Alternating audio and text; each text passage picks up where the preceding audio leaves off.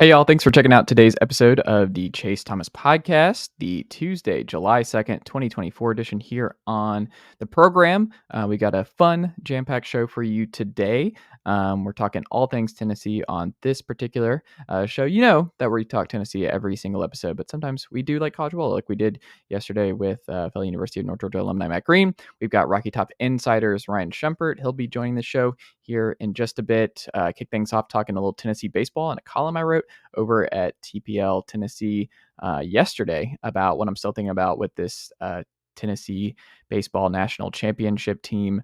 And little couple things. And we touched on that a little bit with Ryan too, on just kind of reflecting a week removed now from the Tennessee Volunteers winning the men's College World Series here a week ago for their first college baseball national championship. So talking all things Tennessee baseball here on today's show. We also talk the running back room, where it stands going into this year. A little banged up right now, but kind of outlining where things stand and where Ryan and I are with the Tennessee running back room going into next year. And then a Jahmai Mashack season review as he heads into his final offseason as a Tennessee Volunteer going into this year, where he'll be looking at the biggest role he's had thus far in Knoxville. So I'm very excited for Jahmai and what's to come, but we look at what he was this past year, what he could work on and build off of going into this final year. So jam-packed ball show for you guys here today. Uncle Darren, let's go. The Chase Thomas podcast. My nephew needs me to record. See, I already hate it. I hate it. Hey, y'all. Welcome back to another episode of the Chase Thomas Podcast, where I'm still the aforementioned Chase Thomas, coming to you live from Knoxville, Tennessee, Everything School HQ, especially Everything School HQ right now, a week removed from the Tennessee baseball team taking care of their first college baseball national championship in Omaha. That's how we're going to actually kick things off here. It's going to be a very Tennessee baseball heavy episode, but also Tennessee sports as a whole. We'll have Rocky Top Insiders Ryan Schumpert on here in just a bit to talk all Tennessee sports here in just a little bit. But before we get into that, don't forget, folks, if you want to be a subscriber, it's very easy. If you're watching us on YouTube, make sure you go ahead and hit that subscribe button right now on the YouTube page and like it, comment. Let me know what you think of this daily Tennessee Vols show. I'd love to hear from you guys as we start cranking these out each and every day on the YouTube page, and the full episode and all that good stuff that we're kind of mixing and matching here as we continue to kind of recalibrate on the program and add more and more Tennessee flavor here locally in Knoxville and covering the Vols and all that good stuff, in addition to my writing over at TPL Tennessee. Don't forget, you can also check us out on Apple Podcasts, Spotify, or wherever you get your podcasts. If you are listening via the audio format, please make sure you hit that subscribe button on your preferred podcast player and leave us a 5-star rating and write us a review. It helps other people find the show, and it helps this very show continue to grow. We're nearly at 2,000 subs on YouTube, so if you're not already, make sure you're locked in on the YouTube page if you want to watch this very show, full episodes, clips, shorts, and all of that good stuff over there. You can also check out our website at chasethomaspodcast.com, where you can get access to all the information about the show, my background, all that good stuff, over on the website at chasethomaspodcast.com. So go check that out today if you have not already done so. You can also get in touch with the show if you want to be a part of a future mailbag or any questions for me, Matt Green on the College Football Show, Will Warren on the College Basketball Show, Ryan on the Tennessee Vols Sports Guys, Jack, and whoever else comes on each and every day on this very show. You can get in touch with me and the show at chasethomaspodcast@gmail.com. But yeah, let's get into it. So here's the thing. I read about Tennessee baseball, a 1 week later review of the 2024 season and what I'm still thinking about with this team and just kind of where things stand, right now, because this was a great run. I think it's going to be one of several great runs. I mean, it's one of the best 4-year runs that you'll see in college baseball. It's going to be hard to replicate. And if there was anybody who was going to be able to do that over the next 4 years, I would bet on Tony Vitello and the program that he has built here in Knoxville. But it's going to be difficult going into next year and all that kind of stuff. But we can figure out 2025 at a later time, even though the coaching staff can't because transfer portal closes as I'm recording this today. And they got to fill some spots because Tennessee is going to lose a lot of guys for a good reason. They're going to be selected in the MLB draft and all various points, but some first rounders and early second and third and all that good stuff. So a lot of Vols will hear their name called, it seems like, very soon here as they make the jump to the pros. But what I wanted to talk about here was kind of building off what I wrote about yesterday, which is just what I'm still thinking about with this team. And what I found that I'm still thinking about is a couple different things. And Ryan and I talked about this later on here, whether or not it was Zander, whether it was Hunter Ensley. But first, it's like this team, 5 players, 20 plus home runs. They won 60 games, which is just crazy. We kind of moved over. It's kind of one of the things that kind of sticks with me with this team is that I won't lie, I was very worried about the number 1 seed and the history there, and that you don't wanna be going up. It's already hard enough to win it all. You don't need weird things like that where you just see that no one as the number 1 national seed has won the college baseball national championship since 1999 in this format, which was the Miami Hurricanes. And obviously, Tennessee, it didn't matter. They won the SEC regular season crown, they won the SEC tournament, and then went ahead and won the CWS as well. So they lost Chase Burns in the portal last year going into this season. They lost AJ Russell for the majority of their season, who they thought would be and fans thought would be the ace of this staff. And it didn't matter. They didn't miss a beat. This team pitching staff ERA was fantastic all season long. AJ and Stamos were great on Fridays. Zander and Nate Snead were great on Sundays. And then Drew Beam and Aaron Combs were great on Saturdays. They figured out what worked, and it was fantastic, obviously. And this team was special. It was great that they capped off this 4-year run with a title, and it made us all feel and look a little silly worrying about the silly things like being that number 1 national seed. And it's like, is it good if they should win the tournament, the SEC tournament? That is, should they try to get out as soon as possible so that they can avoid the number 1 national seed? So there's less pressure on them again, based on what happened 2 years ago.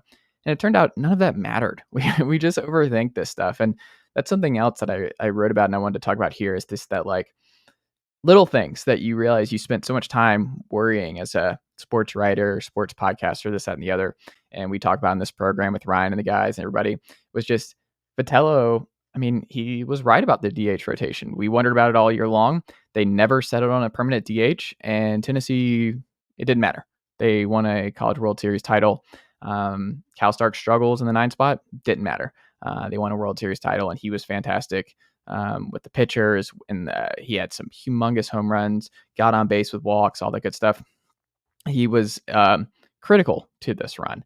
And it didn't matter if it was Reese Chapman, if it was Robin Villeneuve early, Dalton Bargo, Colby Backus, Cannon Peebles, who got those final 2 DH spots starts, and it just didn't matter. So for me, I just look at it as it's just kind of funny what we spent so much time worrying about.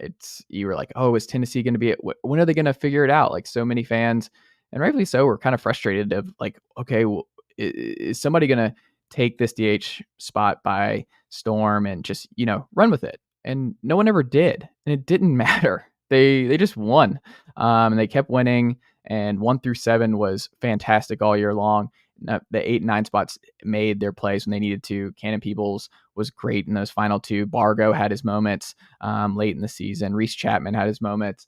So none of it ended up mattering at all. And Tony Vitello deserves credit for pushing the right buttons, and Frank Anderson deserves credit for pushing the right buttons with the staff. And there's so many things about this where you realize after it's all said and done and Tennessee won the championship, it's like you really worried about something for nothing. Like it didn't matter. And I think that's one of the things I'm going to take away from this season is to not, and going into next year, is just don't get so obsessed with the little things that really don't matter in the grand scheme of things for Tennessee, and just for sports as a whole. Like, we think this stuff matters in the moment when you're watching every game and taking notes, and writing rapid reactions and all this kind of stuff, you're like, man, it would really behoove Tennessee to figure out the DH spot, or it would really behoove them to figure out X, Y, and Z. And Tony just had it. Like, this staff is elite, and they knew what they were doing, and they were proven correct at the end. So they deserve a lot of credit. In my week of reflection of just like, yeah, this kind of stuff just didn't matter. And the other thing was just, I went back and forth, and Ryan and I talk about this here in a bit of like, is it Zander or is it Hunter Ensley in terms of who was the best story down the stretch here? I mean, Hunter Ensley hit near 400 in the last month and a half of the season, whatever it was. And he was unbelievable, both with the glove and at the plate. He obviously had the run in the final game here with his unbelievable Euro step slide that ended up being the difference in Tennessee winning 6-5 in that final game. But he had big time home runs. He was a big time righty to break up Dylan Dreiling and Kavaris Tears at the 4 and 6 spots. He was all over the place. You weren't really sure coming into the year where he fit, what was his best spot in the lineup.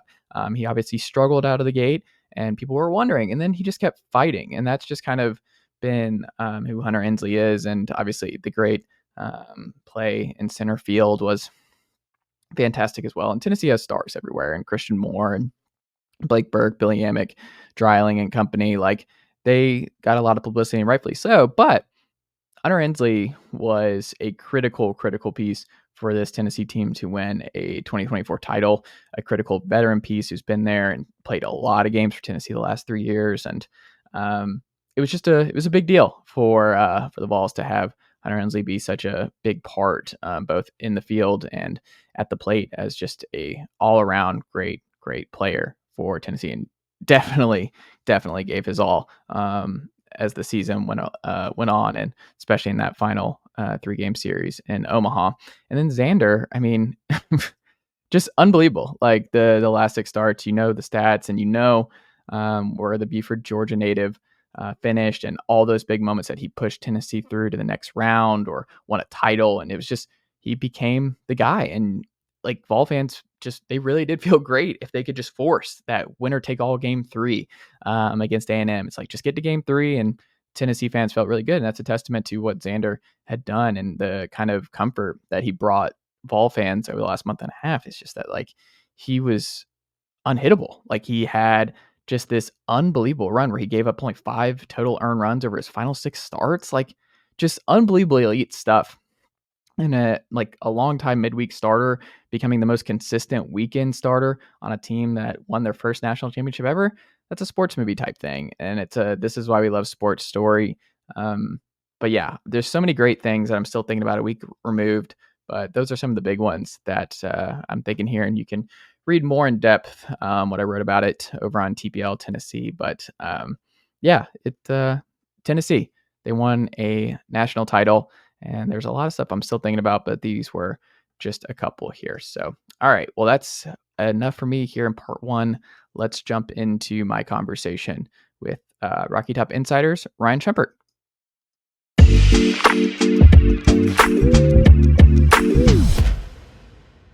All right. Hello. Welcome back. Chase Thomas Podcast, taping this on a Monday night, where I'm now joined by good friend, back from Omaha, got a haircut, a new deal altogether.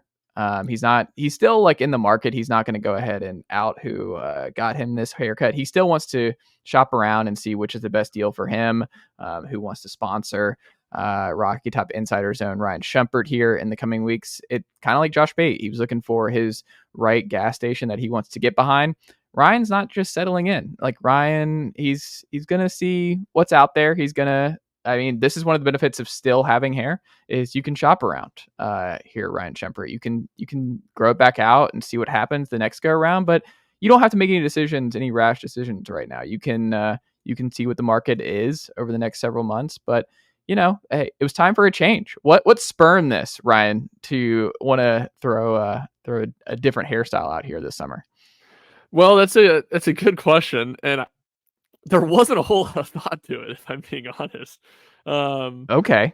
I literally decided, I knew I was getting a haircut on Sunday, and then it was like an hour before. I'm like, let's do something a little different.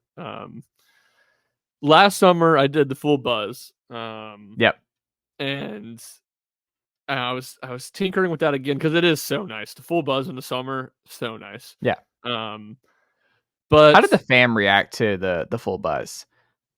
it's one of Is those things mom where it on was board? like, I feel like mom's never on board with the buzz. it was one of the things where my mom was like being nice about it, but clearly didn't like it. Yeah. Clearly thought my hair looked worse. Which, I mean, in fairness, it did. I did not pull off the buzz very well. But all that to say, this year, especially since Tennessee baseball played so late in the season, it's just not going to, if I went to buzz, it just wasn't going to be near enough time to have it grown out to where I wanted it to be by football season.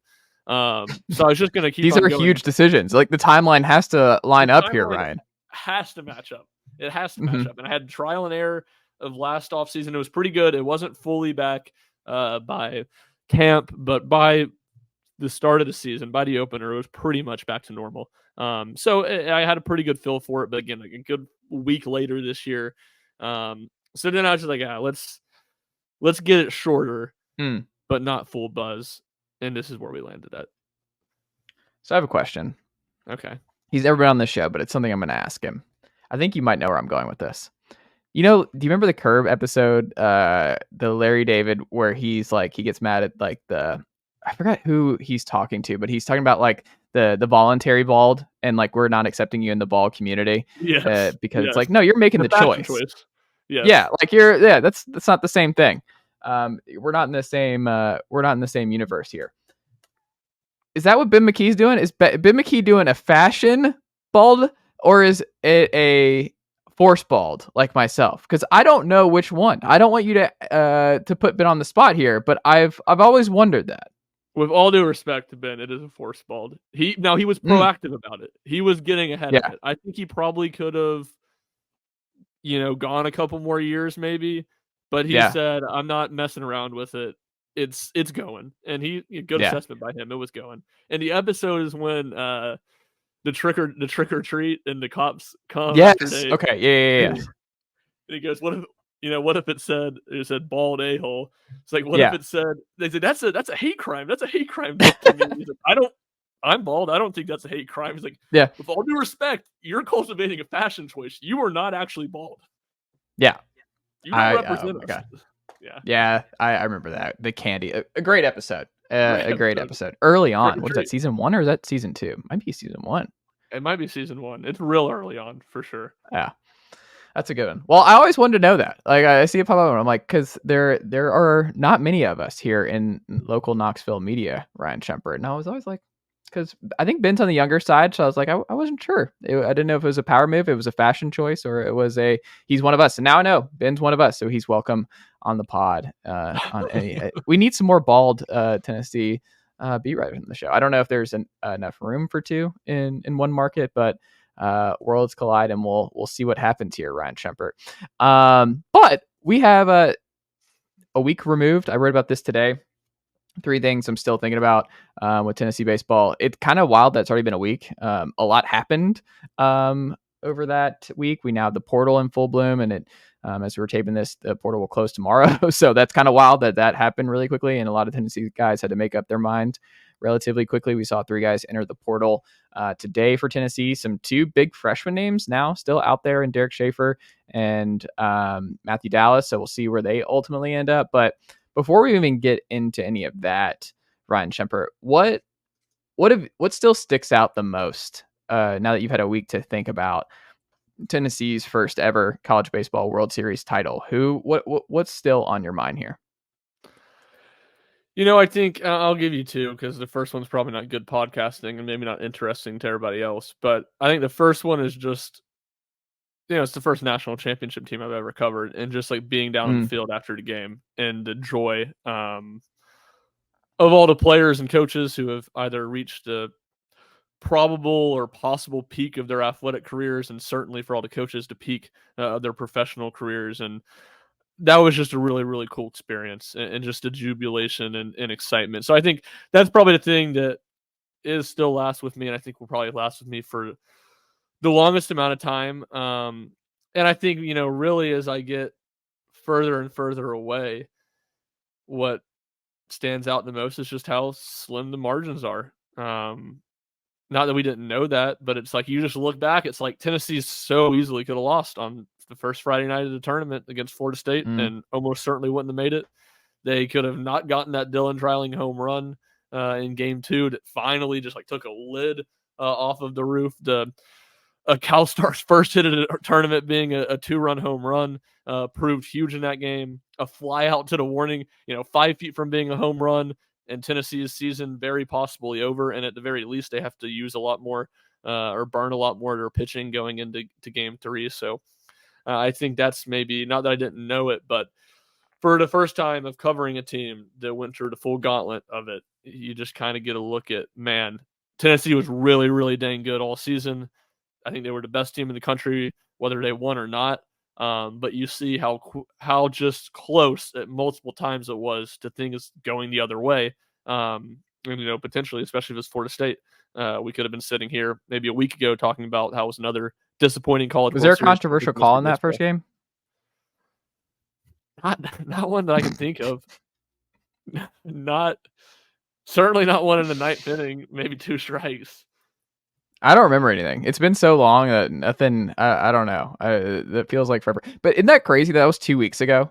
That was so much happened for Tennessee baseball in a week and a half, 2 weeks time. It's actually kind of crazy with all the moments, and that's one of the things that you and we've never really experienced covering this team is that it's just so much happens really quickly, and when this team's on this kind of magical run, it's hard to keep everything at the forefront. When you're writing, you're like, wait, what happened? And then you go back and you're like, oh, I forgot that happened 3 games ago. I forgot this. Yeah. I forgot Combs did this. I forgot some of the things that will be lost where you go back. Even when I was going back and looking at the live, you just forget that Dylan Lloyd came out in a pivotal moment for Tennessee. You're like, that was wild. They went Dylan Lloyd there in that spot. And then there's just so many different things that you overlook because so much happens in that crunch period with the supers and then getting into the College World Series. And just from the Florida State game on, it just feels like there are so many different moments that it can kind of be a little overwhelming trying to cover it all and trying to remember it all, right?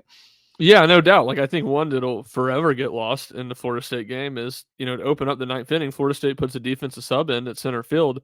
First ball is a Forestier's triple over his head. He misplayed. Obviously, a very hard hit ball by KT, but if the new center fielder or the old center fielder stays in the game and just plays it right, it's out number 1, and that probably almost certainly that inning does not happen the way it did. So you're right. It's just so many little things, and doing our jobs, you're so in the moment of game to game, you can kind of lose sight of that, especially in a week and a half like that where there's just so much to do. But when you get a little bit further removed, you look back at it, there's just so many certain moments that were so massively important that are easy to forget about. I go back and forth on this, and I want to get your perspective on it because I couldn't come to a consensus here, but I don't know who had the more surprising, important run for Tennessee. Was it Zander or was it Hunter Ensley? Because I think a lot of people's knee-jerk reaction is Zander, and I get that, and I'm okay with that.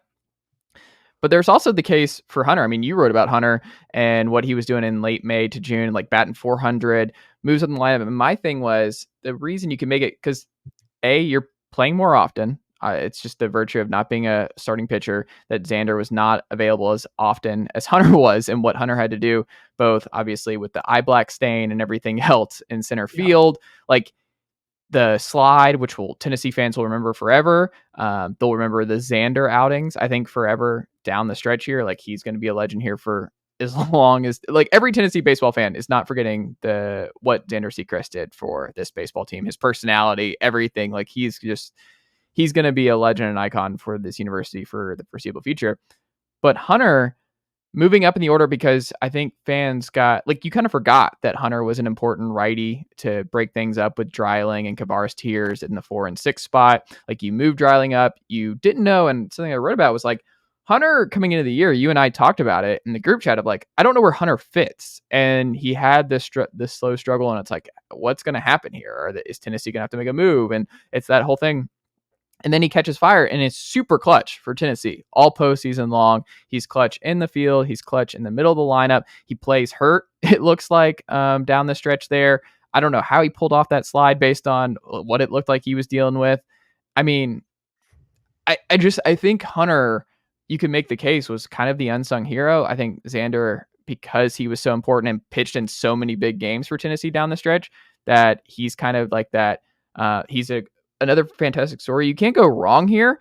But as I was thinking about it and write about it, I was like, I think it might be Hunter, just because he ended up being such an important everyday player for Tennessee in the middle of the lineup and on defense, that I think he was just a sneaky linchpin to a group of stars. Like, he's not going to get the same star notoriety of the top three and even Dreiling and Tiers, but I think you can make the case he was very, very important for Tennessee down the stretch.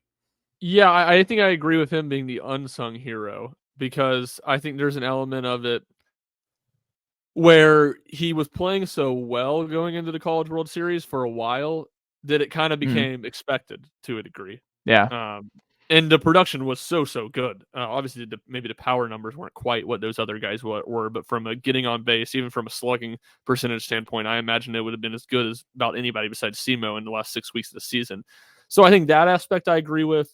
And, I do see the importance of, or I see the argument for him it being the most important, because it's what, you talked about all season. And obviously anybody who covered the team talked about a lot, is just like the back of the lineup. Can the back of the lineup give Tennessee enough to set up those five guys that you mentioned a moment ago well? And Ensley very much went from a guy that was struggling to becoming one of those guys, essentially. And then Dean Curley, after really struggling the back half of SEC play, was really good, was great in the College World Series, and honestly really good in the postseason. So those two things really did a lot to minimize that and that question, and certainly Ensley's was more important than any. I think my answer still has to be Zander, largely because what Tennessee got from AJ Causey and Chris Thomas in Omaha wasn't good. I just don't think Tennessee could have afforded to have another starting pitcher. I'm lumping Stamos and Causey in there, not pitch well in Omaha. And Beam, credit to Drew Beam. We said it, I think, on this podcast going in. Drew Beam had to be better for Tennessee in Omaha, and he was better, but he still wasn't dominant. It wasn't like he was getting 6 or 7 innings. It was 2 times through the order. He's going to be efficient. Things did not get away from him in the middle innings like they did the couple weeks prior. But I think, given the struggles of Causey and just how, maybe not super thin, but it just felt like everything was still a little bit more delicate with the pitching staff, I would have to give it to Zander. There's no wrong answer here, but No. I think both an all-time great run by both. Like, the Stars obviously deserve it, like Christian and Blake and everybody, but those two, I think, just they were linchpins both in the rotation and in the everyday lineup. Like, they just turned out to be gigantic pieces that I don't think either of us had before the year were going to be important pieces in terms of like maybe flipping a championship or not. Like, you just don't get there without either of them. And I don't think either of us thought they could help and be good. It's kind of like in basketball, the rotation pieces, but they actually became like linchpin guys as the season went on, and testament to both of them. Yeah, I don't think Ensley to me would have been shocking before the season, because, I mean, again, he was Tennessee's second best hitter on a team that went to Omaha last year. But the way the season played out, certainly it made what he did. It wasn't, and I think that's, in that sense, like, is what Zander did, which is so crazy, is because we'd seen like a couple good starts from him, and was probably pitching outside of Baylor to open the year, was probably pitching the worst he had all season.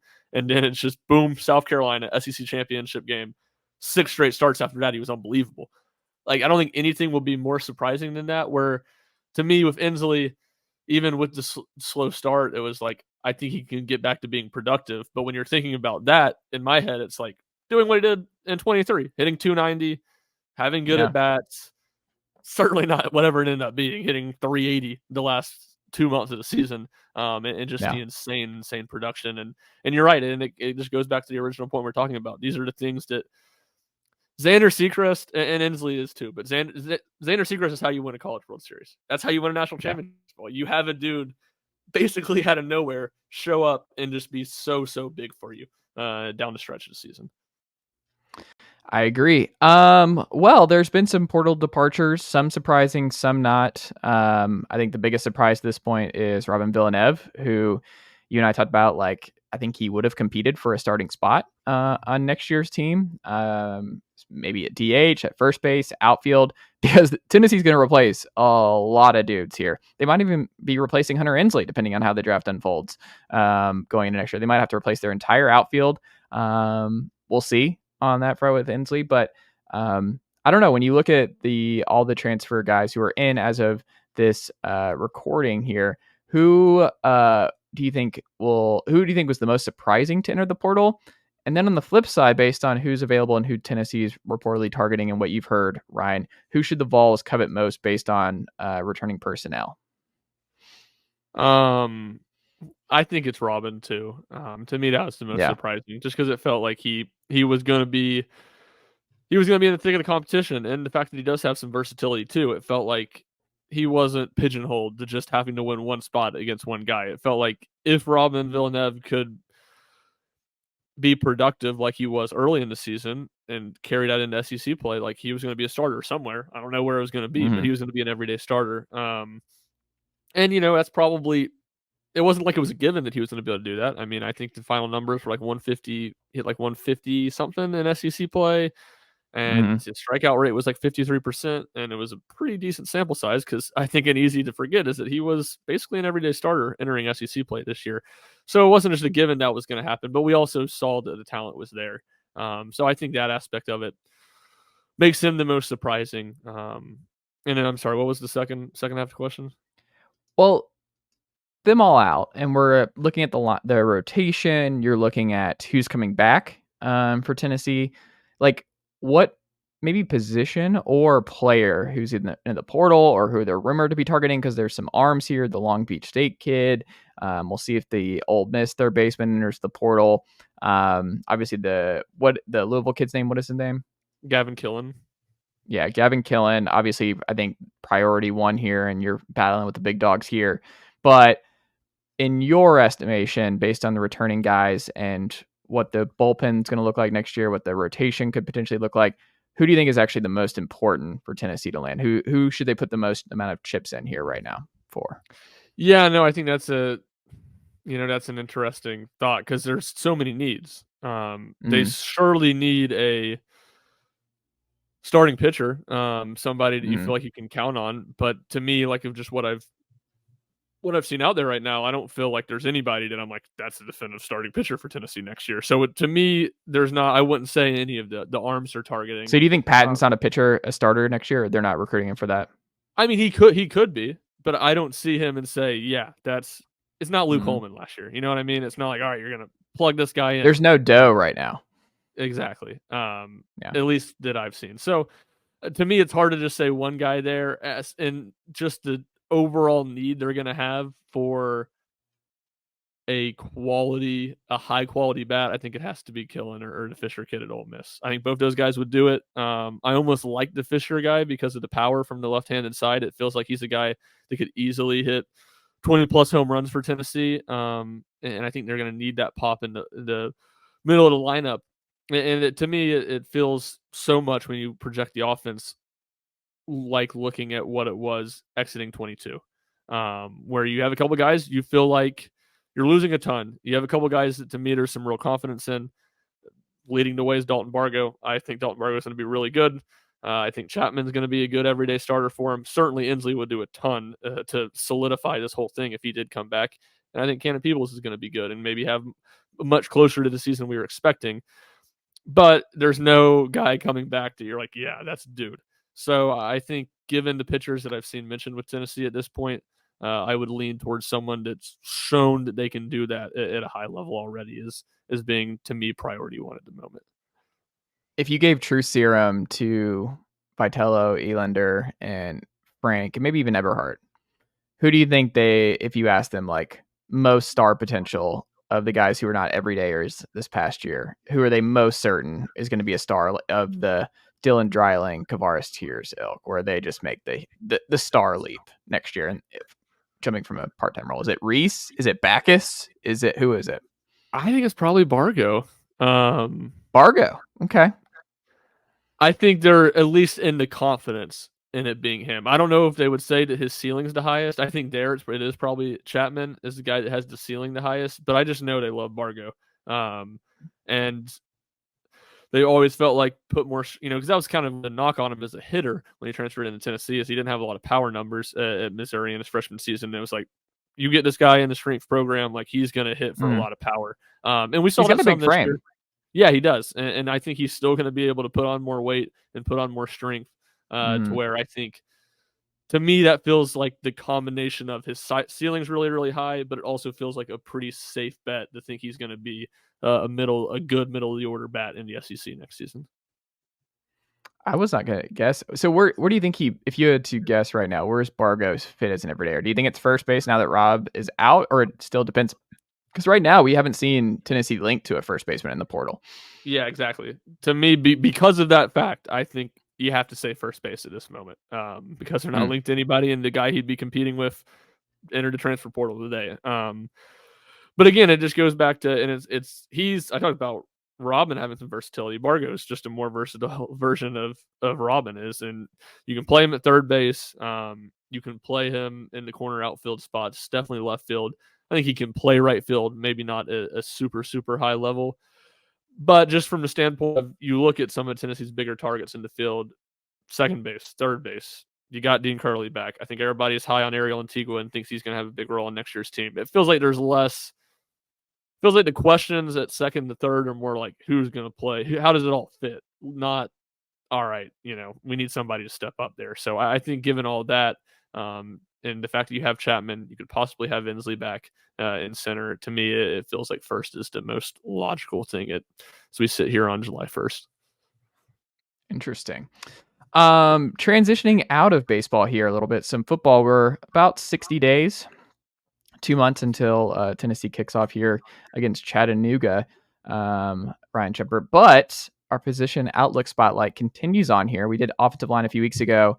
Now, I think it's time to jump into the running back position here. What are you most interested in the battle for carries, for snaps going into next year with the running back room? Do you think this room is good enough for a CFP run based on the last few years in the Heupel era?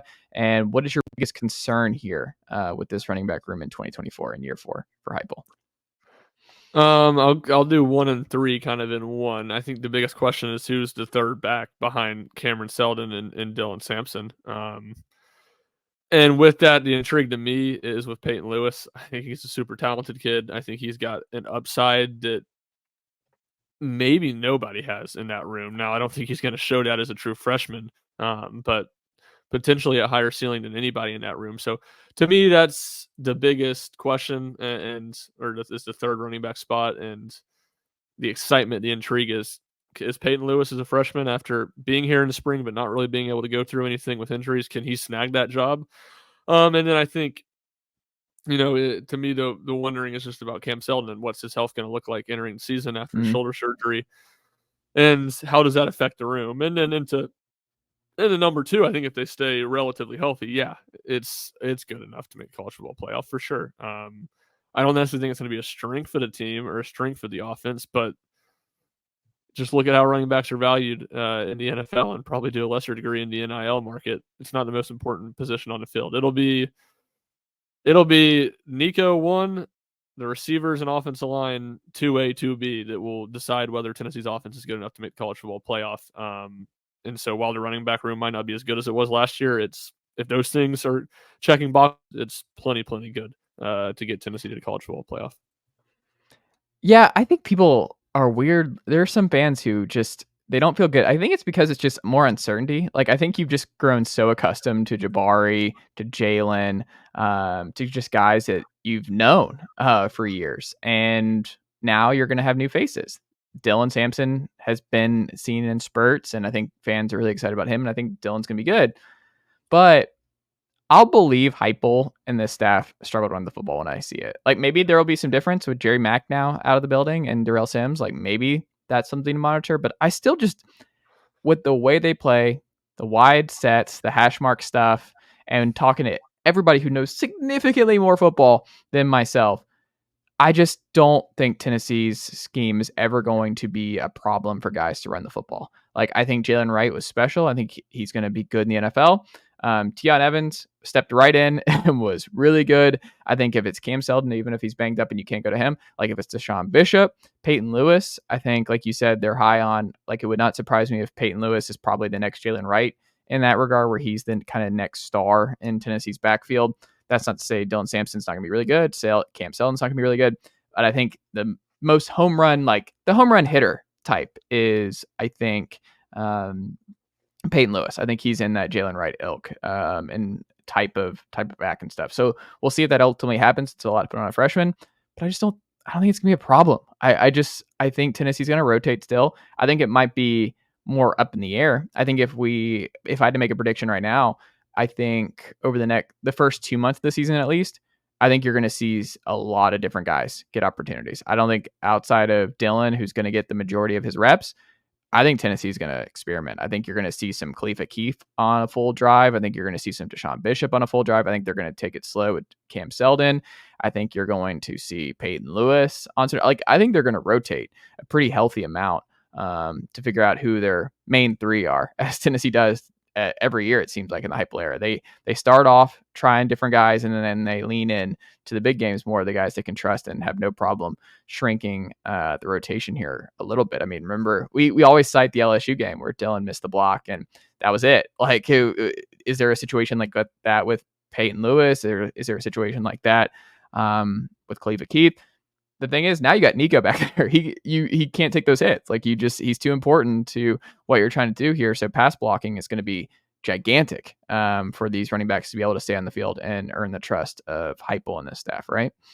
Oh, no doubt. It's the most underrated, or probably overlooked would be more accurate thing for a running back, and especially in this system, because they're playing so quick they can't sub. It's not like you can just sub somebody out on third down and just hide that deficiency for a freshman. You really can't do that. So yeah, that's going to be super important, and probably will be one of the biggest things for Lewis and really all the young guys. You talk about Keith and Deshaun Bishop too.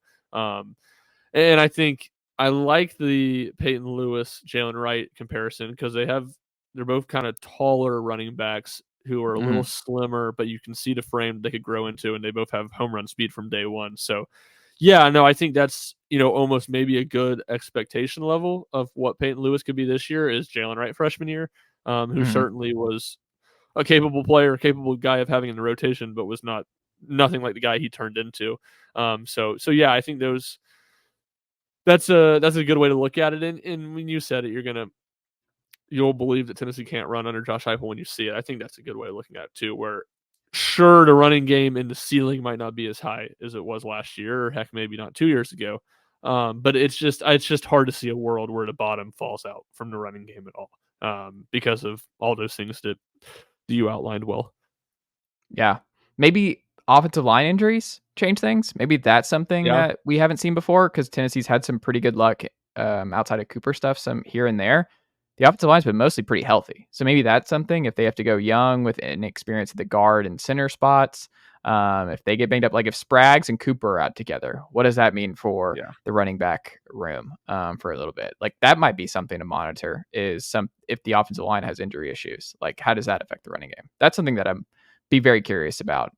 This, I very much hope does not happen, but it is something we haven't seen before, of what an offensive line that gets kind of devastated by injuries, what would that mean for Tennessee's running game? I don't know.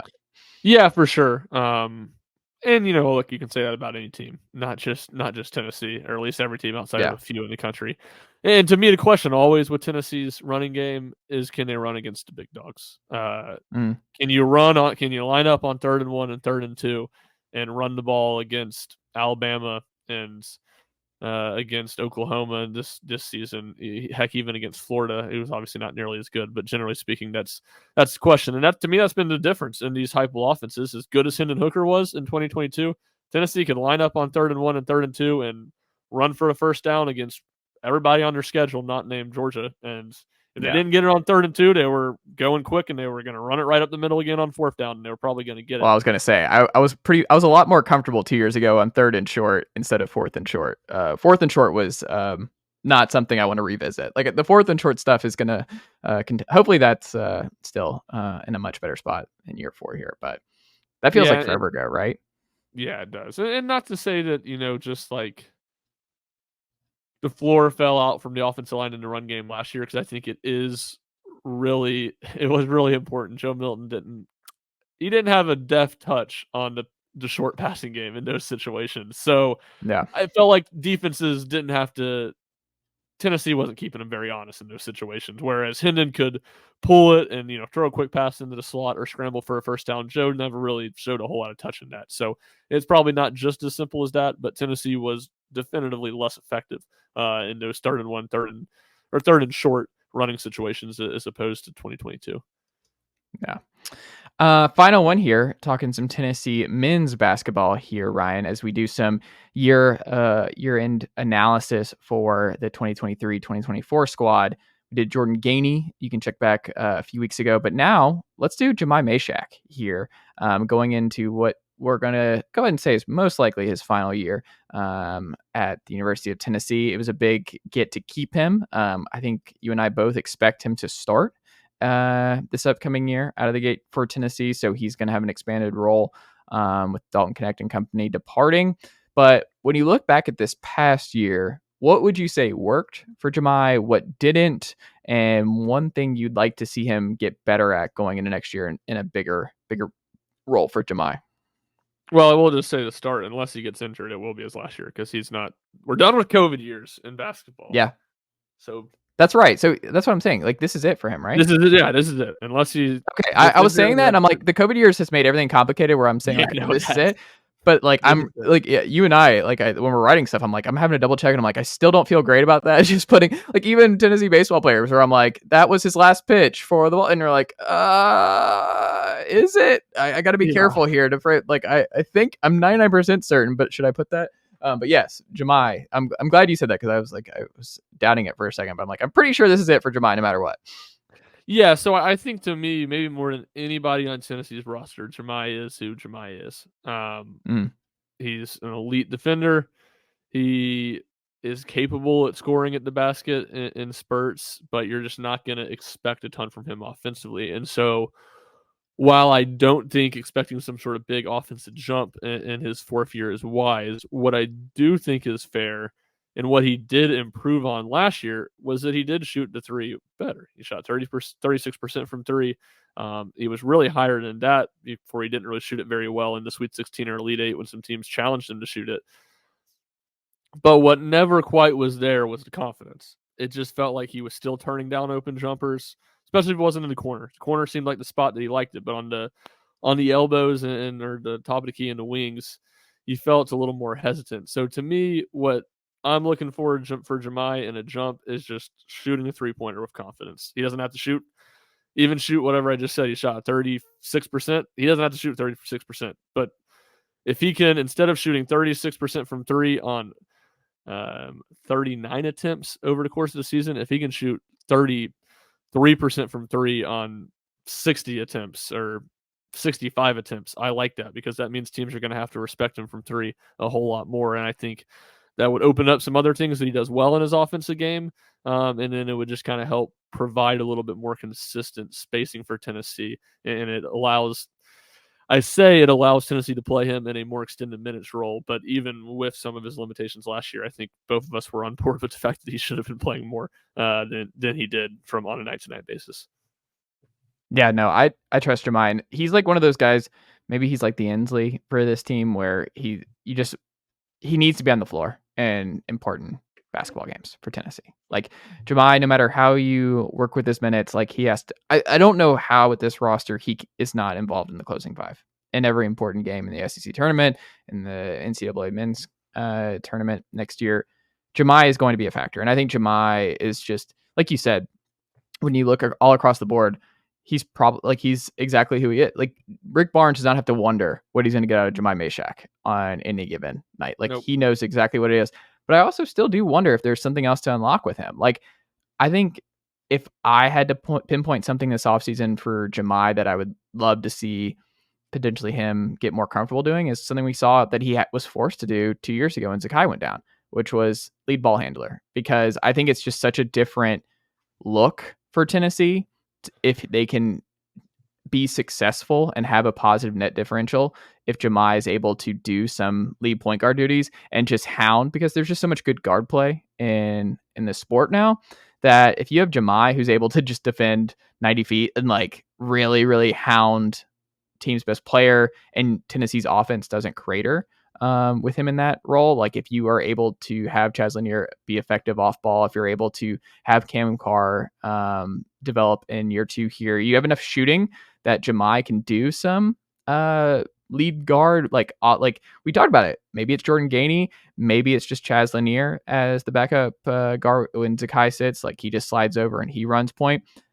I just think the more versatile you can be as a team, the better for everybody involved, because you never know what kind of matchup that Jahmai at the 1 could unlock some stuff for Tennessee. It might swing a game being able to use Jahmai in a different way. But I don't know. I think for me, if they can get Jahmai more and more comfortable with the ball in his hands as a distributor, as a pick and roll player, just being more comfortable as a passer, like that would be huge. Because I don't know if he'll ever be that controlled with the shot. Like, I just don't think that's probably the most realistic thing at this point in his college career. But what I do think is he does have a good feel for driving kicks. And I think there is something to, with the amount of shooting on this particular Tennessee team, with Igor, with Dubar, with everybody they have coming in here, Tennessee is going to pop a lot of threes. And I think there's an avenue for Jahmai to take that kind of backup point guard role if he can get there. I think it's possible. Am I crazy for buying some Jahmai backup point guard stock? No, I don't think you're crazy. Especially if we're thinking, okay, maybe he's the guy to be the backup point guard. I just don't see, when you kind of develop that more, I just don't see that. I don't see Jahmai being a pick and roll ball handler. I don't see Jahmai being a guy that's truly going to be comfortable running the offense in the point guard spot. Yeah. Can he do it some? Can he be more comfortable than he's been? Yeah, sure. Can he make you feel better about what you have at the backup point guard spot than maybe you felt at any time with any of the backup point guard options this year? Yeah, sure. This past year? Yeah. Sure. I just don't know if I really see it being something where it's like, all right, you've unlocked something with Jahmai at point guard in this game. Boom, this is a mismatch. You're going to run 15 minutes at Jahmai at point guard. I just don't see that. I don't see it developing to that level. Like 5 minutes of Jahmai on Sears. Like he's matched up with Sears, and Tennessee just does a weird lineup to just really, really annoy guys like that. Like if Jahmai can handle it. I think you can do that without him playing point guard, you know? Sure. They did it in the Texas game when he guarded not Tyrese Hunter, the guard that was real good, the main scorer for Texas. I'm blanking on his name. Dylan, was that? No, that's that was the power forward who Josiah defended. Dylan Mitchell. That's not who Mitchell. I'm blanking on his name. I'm gonna look it up here when you start talking again. But Tennessee did it in that game where they didn't put Zakai on. It's 2 point guards basically that played the 1 and the 2 for Texas, and they didn't put Zakai on the best one. They put Jahmai on him, and you can kind of move things around. And sure, there are probably some matchups where an opposing team's 2 guard is too big for Zakai to guard, or you don't feel good about it. But for the most part, I don't really think that's true. So I think Tennessee can kind of play with some of that versatility, no matter how they want to do it with Jahmai on the offensive end, or who's running the point on the offensive end. I like it. Well, Rancher, that's all I've got on this end. What can the good folks check out from you and the team over at RockyTopInsider.com this week? Yeah, we have plenty of stuff, just kind of in off-season mode. So plenty of stuff on Tennessee baseball, any transfer portal news. We'll be on top of it. Probably have a few more things kind of looking back at the season. Hoping to finally get to some Tennessee basketball stuff this week that I had been putting off during. Kept on saying I was going to get to it, and as postseason rolled on and on for baseball. I'm sorry, were you busy? Yeah. Was that something else going on, Ryan? I guess there was a little something else going on. And then obviously same as football recruiting heats up, we'll have coverage on some of that. And just like you said, 60 days getting closer to it. And Max Asmus, the kid from Oral Roberts, is who I was thinking of. Second guard for Texas, who was more of their lead scorer in Jahmai guarded last year. Yeah. Well, it's gonna be here. I mean, your managing editor, Rick Butler, really interfering with what Tennessee was doing. I don't know what that was about. Like, selfish. It was one of the more selfish things I've ever seen from a Tennessee beat writer. I don't know how Tennessee media and Tennessee players and company felt about it, but it was Rick Butler went in business for himself during one of the most critical times of Tennessee baseball's season. It was something I saw that I didn't want to say. It just felt out of character for Rick Butler to make Tennessee's road to Omaha and their first national title about him. So. Yeah. What are we doing here? But in all seriousness, congrats to Rick Butler and the good folks over there at Rocky Top Insider. Ryan, thank you as always, my friend, and I will talk to you again next week. Nicely done, nephew. The Chase Thomas Podcast. Hell yeah.